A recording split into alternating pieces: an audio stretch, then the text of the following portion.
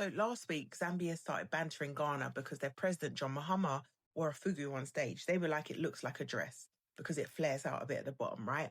And to be fair, it was mostly jokes online. And even the president himself handled it well and made a bit of a joke of it. But I thought that this was a good chance to give a bit of history about the fugu because fugu is actually a symbol of African resilience. It wasn't actually made to impress outsiders at all. It was built to protect physically and spiritually. So British colonizers even feared it so much that they tried to ban versions of it during the uprising. Not just ban it, they taxed it, fined people, and pushed European dress codes to erase identity. But fugu existed long before colonizers. It dates back to the 1600s when Ghana wasn't a country, just powerful kingdoms in the north.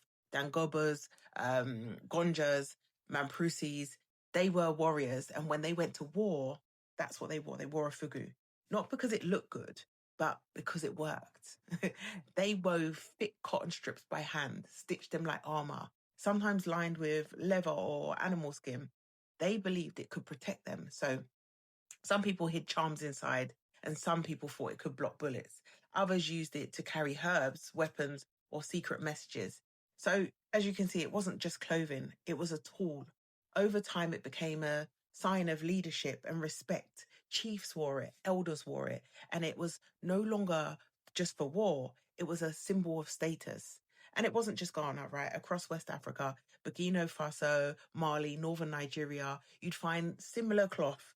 And that wasn't by accident. Northern Ghana's textiles were part of wider trade networks built by traders moving across the Sahel long before colonizers showed up.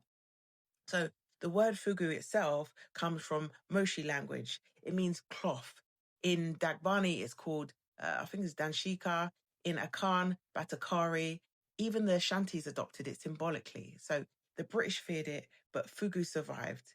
Today, it's national dress, officially backed by Ghana's Ministry of Tourism. There you can see the presidents wear it. People wear it at funerals, weddings, holidays. But many people do forget why it matters. So when people mock it, they're not just laughing at clothes, they're laughing at resistance that they just don't understand. Or maybe they do, but yeah. Anyway, now Fugu's being made the center of attention again. I feel like it's time to be really clear. Fugu is heritage and it's also economic power. Dutch wax, which isn't even African owned, makes over $200 million a year. Imagine Ghana built out Fugu, weaving in tamale, selling across African markets, exporting globally. We've seen it happen with Kente, where Ghana actually owns the intellectual property, right? Let's continue that trend of